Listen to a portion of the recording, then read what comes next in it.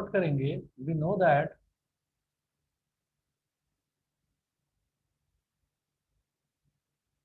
An angle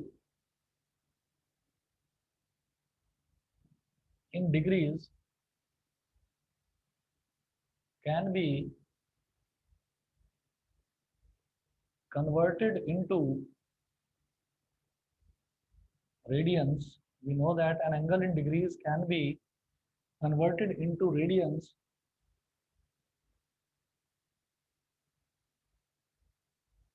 by using the relation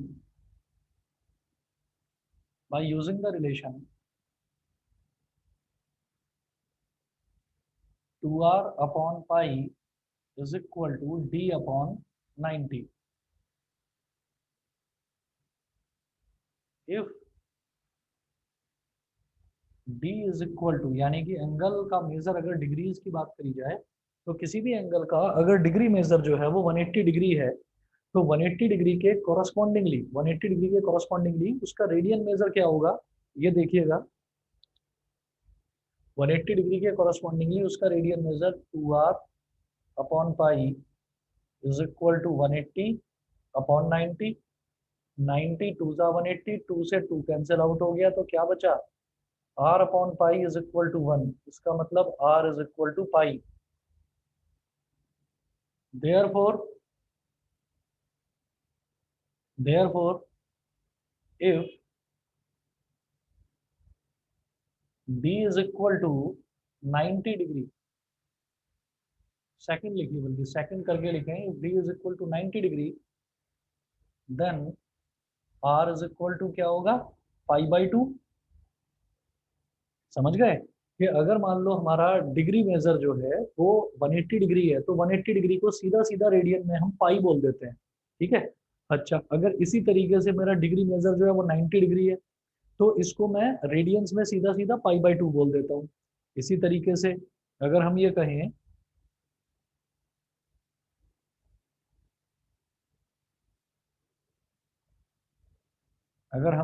कि if D is equal to 60 degree, तो D 60 degree है, तो क्या हो जाएगा, जब 180 डिग्री था तो 180 डिग्री को तो क्या बोल देते हैं, पाई बोल देते हैं। तो 60 डिग्री क्या है, 180 डिग्री से रिलेशन देखो ना, 60 का क्या होगा, 180 को अगर 3 से डिवाइड कर दें तो क्या आ जाएगा, 60 आ जाएगा। 180 को अगर 3 से डिवाइड कर दें तो 60 आ जाएगा, तो इसको क्या बोलूंगा, pi by 3। Then R is equal to pi by 3। और एंगल देखिए, तीन चार जो हमारे फिक्स्ड एंगल्स हैं मैं उनके लिए बता रहा हूँ, ज्यादा नहीं बताऊंगा।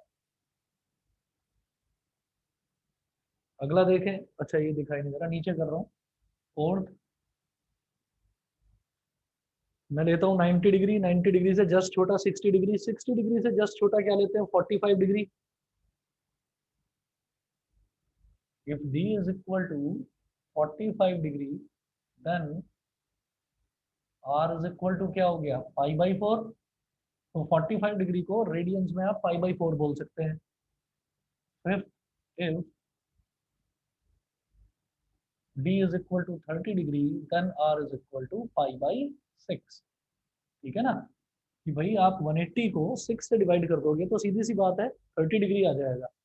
तो आपको ये जो पांच एंगल्स हैं, इन पांच एंगल्स के लिए ये ध्यान रखना है कि एक बेसिक फंडा दिमाग में लेकर चलेंगे कि अगर हमारा जो एंगल है, अगर डिग्री में एंगल हमारा 180 डिग्री है तो उसको रेडियन में सीधा सीधा पाई बोलेंगे हम, ठीक है।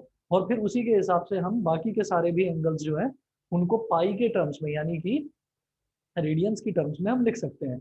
90 डिग्री कहेंगे पाई बाई 2, 60 डिग्री को बोलेंगे पाई बाई 3, 30 डिग्री को बोलेंगे पाई बाई 6 और 45 डिग्री को पाई बाई 4। ठीक, ये सबको क्लियर है, इतना बताइए। Yes, yes sir. सर। इतना सभी को क्लियर है, चलिए।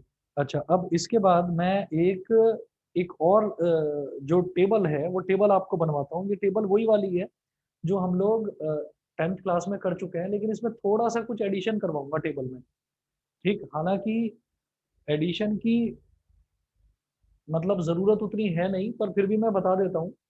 क्या है कि मैं ना आपको एक रिलेशन बताऊंगा इसमें कि कोई कितना भी छोटे से छोटा एंगल हो, कोई कितना भी बड़े से बड़ा एंगल हो, पॉजिटिव एंगल हो नेगेटिव एंगल हो, देखिए हमने 10th क्लास में एंगल ना सारे के सारे पॉजिटिव ही देखे हैं, तो हमें नहीं पता कि नेगेटिव एंगल कैसे निकाला जाता है। हमें सिर्फ और सिर्फ 90 डिग्री तक की वैल्यूज निकालनी आती हैं। हमें ये नहीं पता कि अगर हमसे कोई पूछ ले साइन 100 डिग्री है तो उसको कैसे निकालेंगे, या कोई पूछ ले कि साइन 1200 डिग्री है तो उसको कैसे निकालेंगे। तो ये जो बड़े बड़े एंगल हैं कि कई हजारों में एंगल आ रहे हैं, तो उनकी वैल्यू कैसे निकाली जाती है। उसके लिए यहाँ पर आप एनसीईआरटी उठाएंगे या आप आरडी उठाएंगे, तो दोनों बुक्स में आपको ना कम से कम 6-7 फॉर्मूले वो याद करवा देंगे। मैं एक ही करवाऊंगा फॉर्मूला याद, उस एक फॉर्मूले से सारे के सारी जो चीजें हैं वो आप कर सकते हो। बस वो फंडा आपके दिमाग में होना चाहिए। तो आप पॉजिटिव एंगल लो, नेगेटिव एंगल लो, बहुत बड़ा एंगल लो, बहुत छोटा एंगल लो, सबकी वैल्यू आ जाएंगी। लेकिन फिर भी कुछ फिक्स वैल्यूज हैं, 2 या 3 फिक्स वैल्यूज हैं, वो याद कर लें। और उनका जो सीक्वेंस है याद करने का वो कोई खास मुश्किल नहीं है। जैसे 10th वाला करा था तो उसी टेबल को थोड़ा सा बड़ा कर रहा हूँ मैं, ज्यादा उसमें चेंज नहीं कर रहा हूँ। देखिए मैं ये सारा कुछ मिटा रहा हूँ और यहाँ पर पहले मैं एक टेबल बनाऊंगा, तो वो टेबल आप भी ना एक फ्रेश पेज पर बना लें। पहले देख लो टेबल कितनी बड़ी बनने वाली है, फिर उसके बाद अपना पेज पर बना लेना।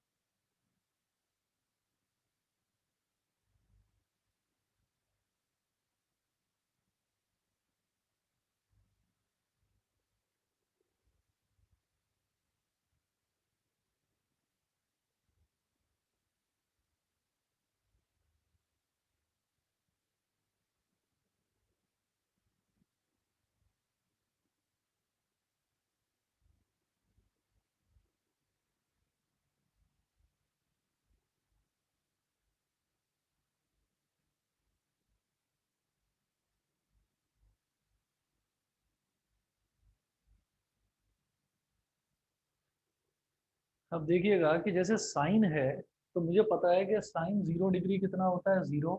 साइन 30 डिग्री होता है 1/2। साइन 45 यानी कि साइन पाई बाई 4 ये कितना होता है 1/√2। साइन 60 डिग्री यानी कि पाई बाई 3 ये होता है √3/2। और साइन 90 डिग्री होता है 1। यहाँ तक हमने 10th क्लास में करा था। आगे की तीन वैल्यू मुझे नहीं पता, तो आगे की तीन वैल्यू कैसे लिखेंगे? आगे की तीन वैल्यू लिख लो 0 -1 0। ये तीन वैल्यू आपके लिए नई है, ठीक। चाहो तो इनको याद कर लेना, चाहो तो मत करना इनको याद। इसका भी जुगाड़ बता दूंगा कि क्या हमको किस तरीके से इनको याद रखना है। ठीक, पहले तो ये साइन हो गया, फिर उसके बाद बात करते हैं कॉस की। हमने क्या तरीका याद करा था कॉस को याद करने का? 90 डिग्री तक मुझे पता था कि 0 से लेकर 1 तक वैल्यू ऐसे बढ़ती है, फिर 1 से लेकर ये 0 तक वैल्यू उल्टी करके लिख दीजिए यहाँ पर। ये 1 सबसे लास्ट में लिखा था, इसको सबसे पहले लिख दो। √3/2 सेकंड लास्ट पोजीशन पर था, तो इसको सेकंड पोजीशन पर लिख दो। 1/√2 ये थर्ड लास्ट पोजीशन पर था, तो इसको यहाँ से थर्ड पोजीशन पर लिख दो। ये सेकंड पोजीशन पर लिखा था, तो इसको सेकंड लास्ट पोजीशन पर लिख दो 1/2। ये फर्स्ट पोजीशन पर लिखा था, तो इसको लास्ट पोजीशन पर लिख दो 0। ये हो गया। ये तो वही चीज है जो हमने 10th में कर रखी थी। अब आगे का 180 डिग्री, 270 डिग्री और 360 डिग्री। 180 डिग्री पाई होता है, 270 डिग्री का मतलब क्या है? 270 डिग्री कैसे आता है कि 90 में आप 3 मल्टीप्लाई कर दीजिए, तो 90 डिग्री क्या है पाई बाई 2, पाई बाई 2 में 3 मल्टीप्लाई कर दिया तो आ गया 3 पाई बाई 2। ऐसे ही आपने अगर 180 में 2 मल्टीप्लाई कर दिया तो 360 आ जाएगा, तो पाई को आप 2 पाई लिख सकते हो। इन तीनों की वैल्यू क्या होगी? इन तीनों की वैल्यू आप लिखेंगे -1 0 1। ठीक है। अच्छा, उसके बाद देखिएगा tan।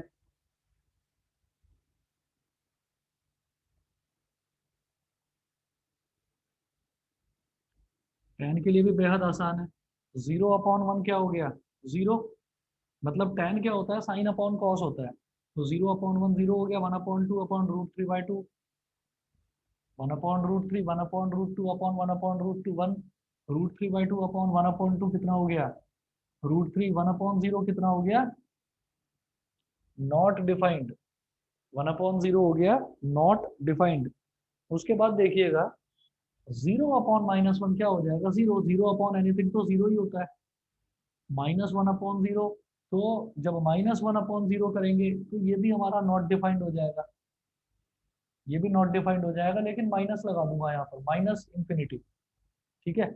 और 0/1 क्या होगा? 0। बताइए जी, क्लियर है सबको? सबको क्लियर है इतना? Yes sir. हाँ। तो ये हमारा हो गया साइन कॉस और टेन। आपने यहाँ तक की जो वैल्यूज है, यहाँ तक की वैल्यूज आप करके आए हैं 10th क्लास में। उसके आगे की वैल्यूज जो हैं वो आप किसी भी तरीके से दिमाग में बिठा सकते हैं कि लास्ट वाला जो वैल्यू है 1, उसको रखो दिमाग में। 1 0 -1 0। ठीक है। 1 0 -1 0। तो साइन में तो ऐसे लिख दिया, कॉस में उल्टा लिख दो 1 0 -1 0। वही चीज जैसे हमने यहाँ से लेकर यहाँ तक वाली वैल्यूज ली थी, समझ गए कि क्या था? 0 1/2 1/√2 √3/2 1। इसको उल्टा कर दो। कैसे? 1 सबसे पहले तो 1, मतलब ये इस तरह से लिखा था, इसको ऐसे लिखो 0 1/2 1/√2 √3/2 1। ऐसे ही 1 0 -1 0, तो उल्टा लिख दो 1 0 -1 0, ऐसे कर लो। और फिर tan के लिए कोई रटने की जरूरत नहीं, tan तो सीधा सीधा साइन अपॉन कॉस होता है। और आगे की जो सारी वैल्यूज हैं वो भी रटने की जरूरत नहीं, वो भी सब क्या होता है? वो सब बड़े आराम से हो जाएगा। अगर मैं कॉट की बात करूंगा तो कॉट क्या होगा? tan की हर वैल्यू का रेसिप्रोकल। कॉसेक की बात करूंगा तो साइन की हर वैल्यू का रेसिप्रोकल। और सेक की बात करूंगा तो कॉस की हर वैल्यू का रेसिप्रोकल। तो मेरे हिसाब से आप साइन कॉस tan बना लो, नीचे की कोई टेबल बनाने की जरूरत नहीं है। आपका साइन कॉस tan से ही काम चल जाएगा। जिसमें आपको रटने की जरूरत केवल और केवल साइन वाला रटने की जरूरत है। कॉस वाला तो रिवर्स ऑर्डर में चलता है इस तरीके से। और tan जो है वो क्या होता है? Sine upon cos. बताइए जी, सबको क्लियर है इतना? Yes sir. ठीक है। चलिए जी, तो ये टेबल अगर आपने बना ली हो तो मैं बता देता हूँ, नहीं तो बना लो।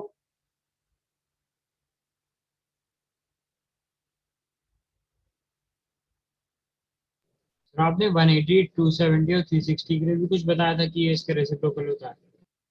कुछ नहीं, 180, 270 और 360, जैसे मैंने 90 तक तो हम कर चुके हैं, 90 तक हमने 10th क्लास में करा था। अब आगे मैंने बस 3 वैल्यूज और बढ़ा दी हैं, 180, 270 और 360। यही 3 वैल्यूज क्यों ले रहा हूँ, हम क्या करते हैं, अभी मैं आपको ना आगे क्वाड्रेंट रूल समझाऊंगा। तो क्वाड्रेंट रूल में हमको अपने दिमाग में यही रखना होता है कि जितने भी मल्टीपल्स हैं हम 90 के मल्टीपल्स लेते हुए चलते हैं। तो पहला 90 हो गया, फिर 92 जा 90 हो गया, फिर 92 जा 180, फिर 93 जा 170, फिर 94 जा 360। तो मैं 90 के मल्टीपल्स को लेकर चलता हूँ, और ये तो सिर्फ 360 डिग्री तक की बात है। अगर हमसे कहा जाए बड़ी से बड़ी वैल्यू निकालने के लिए, अगर हमको बोला जाए, तो भी हम बड़े आराम से, मतलब 90 का बहुत बड़ा मल्टीपल, 90 का 1000 वाला मल्टीपल भी निकाल लो ना, 90,000, तो भी उसकी वैल्यू हम निकालने के लिए केवल एक फॉर्मूला बताएंगे। तो उससे आपको वो सारी चीजें क्लियर हो जाएंगी। ये टेबल बना लो बस आप, अगर बना ली हो तो फिर मैं आगे बढ़ता हूँ।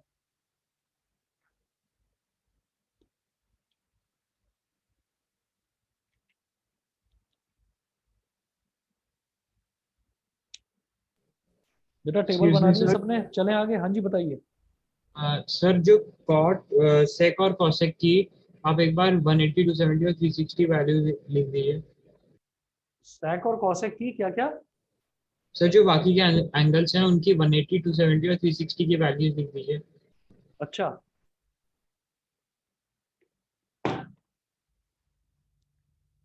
मैं यहाँ पर ले रहा हूँ कॉट,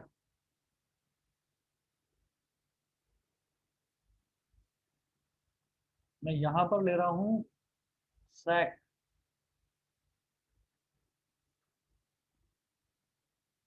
और यहाँ पर मैं लूंगा कॉसेक।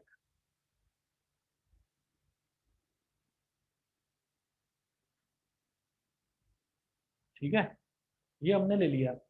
अब इसमें क्या करना है कि अगर कॉट की बात करूंगा तो tan का रेसिप्रोकल तो जीरो है, तो जीरो का मतलब 0/1, जीरो का रेसिप्रोकल नॉट डिफाइंड, 1/√3 का रेसिप्रोकल √3, 1 का रेसिप्रोकल 1, √3 का मतलब √3/1 होता है, तो √3/1 इसका रेसिप्रोकल 1/√3, और नॉट डिफाइंड का मतलब होता है 1/0।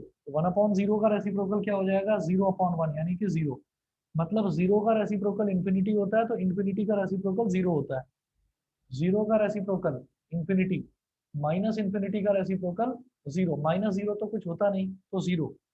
ठीक, और फिर जीरो का रेसिप्रोकल अगेन इंफिनिटी, इंफिनिटी मतलब नॉट डिफाइंड। सैक क्या है, कॉस के हर टर्म का रेसिप्रोकल लेके चले जाओ, 1 का रेसिप्रोकल 1, √3/2 का 2/√3, 1/√2 का कितना हो गया, √2, 1/2 का कितना हो गया 2, जीरो का रेसिप्रोकल नॉट डिफाइंड, -1 का रेसिप्रोकल -1, जीरो का रेसिप्रोकल नॉट डिफाइंड, 1 का रेसिप्रोकल 1।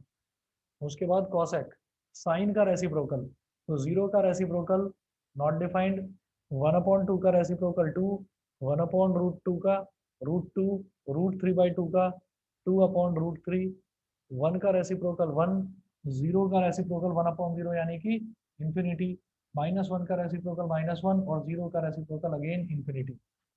बताइए जी, क्लियर है? Yes, sir. ठीक है, अब ये करने के बाद में नोट कर लीजिए, अगर टेबल सबने बना ली हो तो मैं मिटा देता हूँ।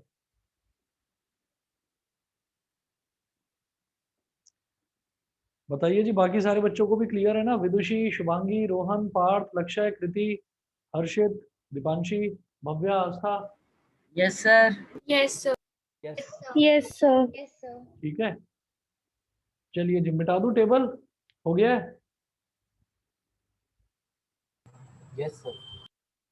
ओके, चलिए जी।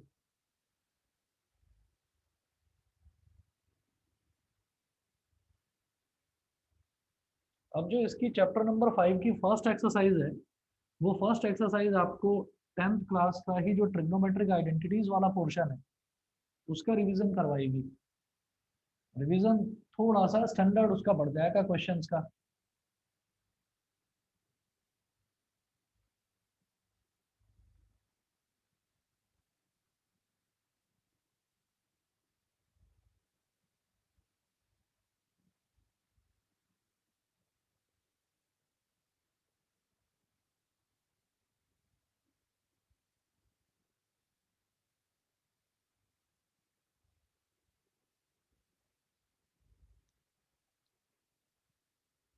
तो नोट करें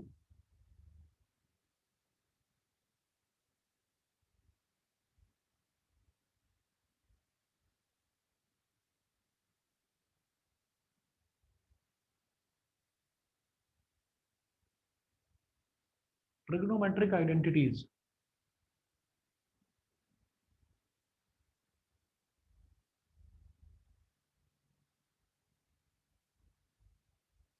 sign square x plus cos square x is equal to 1, ये वही है जो लास्ट ईयर भी करा था। Sine square theta plus tan square theta is equal to 1 होता है। Sine square theta plus cos square theta is equal to 1। Second जो है, सेकंड हमने करा था 1 plus tan square theta is equal to sec square theta. Theta बोलो या x बोलो एक ही बात है। और थर्ड था 1 plus cot square x is equal to cos x square x. चाहे तो एक्स की टर्म्स में लिख लो, चाहे तो थीटा की टर्म्स में लिख लो, दोनों तरीके से, दोनों ही तरह से पूरी तरह से ठीक है, कोई प्रॉब्लम नहीं है। उसके बाद अब हम क्या करेंगे, इसमें क्वेश्चन से स्टार्ट करते हैं बेटा। पेज नंबर आरडी का page number 5.8, example number 1, prove the following identities.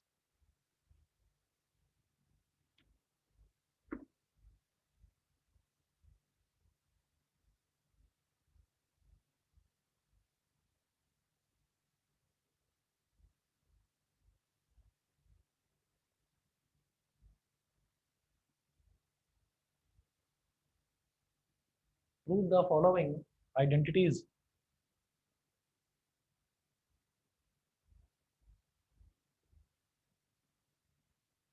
Prove the following identities. First part है साइन की power 8x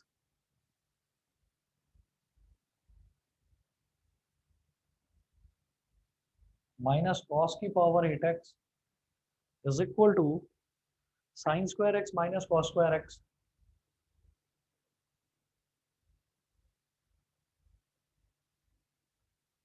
sign square x minus cos square x into 1 minus 2 sine square x cos square x, ये हो गया। ठीक है, sine की power 8 और cos की पावर 8 जब ये दे रखा है, इसको मैं लेफ्ट हैंड साइड लेकर चलूंगा। लेफ्ट हैंड साइड आप देखिएगा कि जैसे साइन की पावर 8x है, मैं इस तरफ कर रहा हूँ,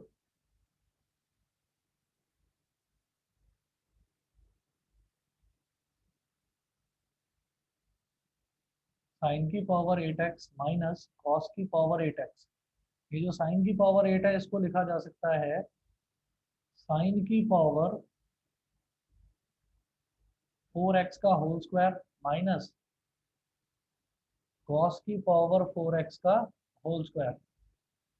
आप लोग समझ रहे होंगे, पावर की पावर जो है वो मल्टीप्लाई हो जाती है। तो अगर साइन की पावर 8x दे रखा है, तो मैं इसको कह सकता हूँ साइन की पावर 4x का स्क्वायर, साइन की पावर 4x का स्क्वायर। अब ऐसा क्यों करा? ऐसा इस वजह से करा कि एक एल्जेब्रिक आइडेंटिटी होती है ए स्क्वायर माइनस बी स्क्वायर, उसको हम बोलते हैं ए प्लस बी का होल स्क्वायर। ठीक है, तो ये क्या हो जाएगा, सॉरी गलत बोल रहा हूँ, ए स्क्वायर माइनस बी स्क्वायर क्या हो जाता है, a plus B into A minus B. ठीक है, तो ए plus B into A minus B का फॉर्मूला लगा देंगे यहाँ पर। तो a प्लस बी यानी कि साइन की पावर 4x प्लस कॉस की पावर 4x, ये तो हो गया a plus B into A minus B, क्या हो जाएगा साइन की पावर 4x माइनस कॉस की पावर 4x।